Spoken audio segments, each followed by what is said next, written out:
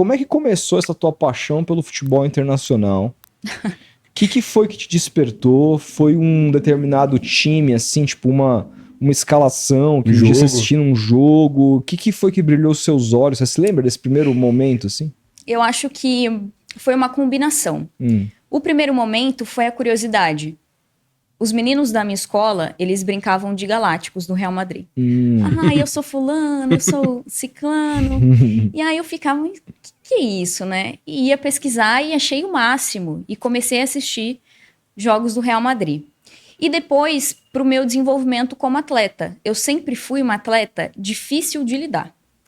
E acho que isso em vários momentos me atrapalhou. Porque você une aquela coisa da adolescência, né? De querer enfrentar tudo.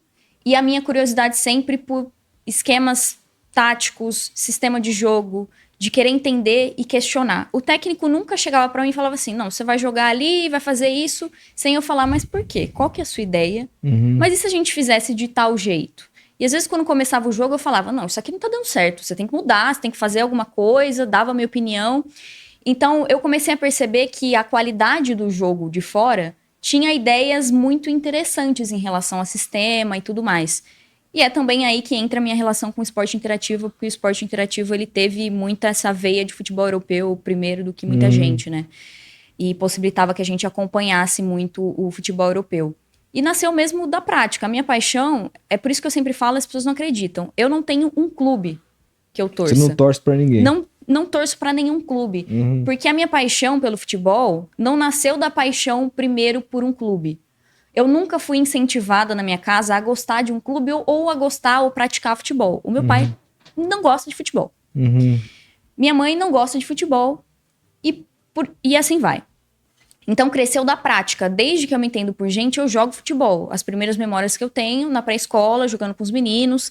Eu estudava numa escola de freiras, então era muito difícil porque os meninos jogavam futebol, as meninas queimada, e eu basicamente implorava para jogar futebol e trocava com um coleguinha meu, o Otávio, que gostava de jogar queimada. Então a gente fazia essa troca e eu comecei a praticar, queria ser jogadora de futebol, tentei, mas na minha época o futebol feminino tinha uma situação extremamente complicada, principalmente quando o Santos resolve interromper o projeto de futebol feminino.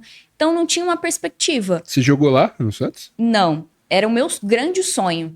Mas quando eu comecei a ter essa possibilidade, eles resolveram acabar com o time feminino. Que era o único aqui no Brasil que tinha algum determinado sucesso. Na época da Marta, né? Na época da Marta. Sim, e a gente tinha os times pequenos fazendo seus trabalhos. Eu jogava pelo time da minha cidade, a Inter de Bebedouro, e a gente disputava campeonatos contra a Ferroviária, por exemplo. Que sempre foi muito forte no futebol feminino. Joguei salão contra o Palmeiras. Lembro que uma das piores derrotas que eu tive na minha vida, 14-0 pro Palmeiras, porque tinha uma diferença muito de estrutura que ainda existe hoje no futebol feminino, da gente não vê ter muito esses resultados. um futebol nivelado em relação à estrutura, e isso impacta diretamente no rendimento.